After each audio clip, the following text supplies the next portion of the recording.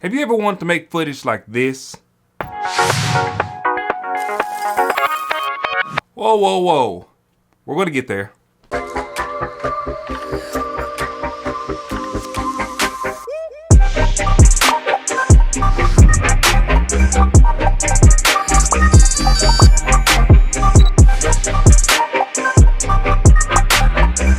What is up, beautiful people? TJ here with another episode of What the F Stop. I hope everybody is doing awesomely well. I got a lot of stuff planned. I was trying to get a lot of stuff done this weekend, but I didn't get as much stuff done as I wanted to. But that's okay. We always progress on and we always move forward. So today we're gonna be talking about the Laowa 24mm f14 probe lens. So this is the one that is the Canon mount, and this is the Sony E mount. So I got a chance to test out both of these lenses. The reason I got the Canon mount was because I wanted to try it on my Blackmagic Pocket Cinema Camera 6K, and I want to see the video difference between the Blackmagic and my Sony a7R III. So what surprised me was that the Blackmagic did a lot better than the Sony in the low light situation. So if you know anything about these probe lenses, just due to the way that they're made, the way that they're constructed, they do require a lot of light. So you have to have a ton of light on whatever you're shooting. So I kind of had to finagle some things to get the shots to come out the way they are. So if you turn it on and you're just looking down the barrel of the lens, you're not going to see anything. It's going to be completely black. So you have to crank up the light and you have to be real close to the subject with the light, and you will get some awesome shots. So we'll get to the shots here in just a minute. I want to talk a little bit about how I was able to get some of the shots that I was able to get. So the probe lens is actually a niche lens. It's not really something that you would necessarily need in your lens game, you know, unless you look for that very specific look that comes with these lenses. So they're really actually wide angle lenses, but you know, you can get really close to the subject. So some of these shots, I mean, I was right there in it. So another cool thing about this probe lens is that from here to here is actually waterproof. So you can actually put this inside of water. I was going to do like a shot inside of my fish tank, but I decided against it because these lenses are in it and I didn't want to mess anything up. But it is waterproof for that length of that piece. It's actually got a piece right here that you can plug in a connector for the light that's on the end of it. So let's talk about the light at the end of it. So at the end of the probe lens, there is a set of LED lights. So these LED lights are actually pretty bright. And the reason that they're on the end is to kind of light exactly what you're looking at. So what I found is the light is a little harsh, especially if you're trying to get, you know, really soft lighting on the whole subject or whatever you're looking at. So I would only use that LED light if I was actually going through something like a book, or if you're going through like a certain object where you can just light up right around the area that you're going towards. But if you are trying to light up an entire scene or a entire little scene, you will need some sort of light. So I'm going to show you what my setup was to get these shots. But let's look at the shots first.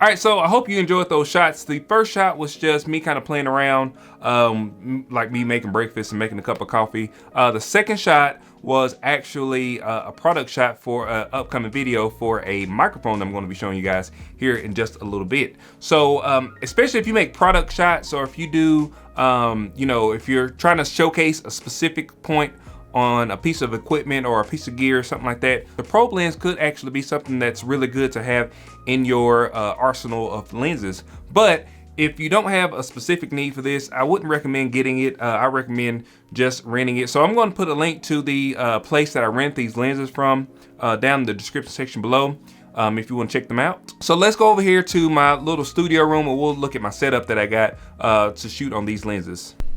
All right, for this shoot, I used the GVM slider. Nothing fancy. I think I paid 350 bucks for it, but it did the job. The only thing I didn't like about this this setup was some of the other sliders don't need the full distance to slide back and forth, and you can actually get a lot of distance from it. This one right here is just, you know, kind of is what it is, what you got. But this right here is the Falcon Eyes RX18. I don't know if you can probably can't even see it. So that's the light that I was using. So that's a really awesome light. It's really bright but really soft light, and it dims, so you can dim it up and down. I also used the 18-inch newer ring light. That's a pretty good light for you to use. And then I got the Falcon Eyes light on a C-stand that I'm pretty sure you can't see.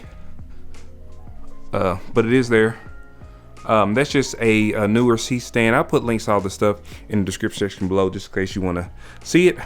To get some additional light, I used some of my lightsaber lights, which are my Yongu 2. I made a video about these lights. So those lights are pretty easy. And what I did was I set my subject up right here, and then I had my Blackmagic Pocket Cinema camera on the slider, and it just slid back and forth.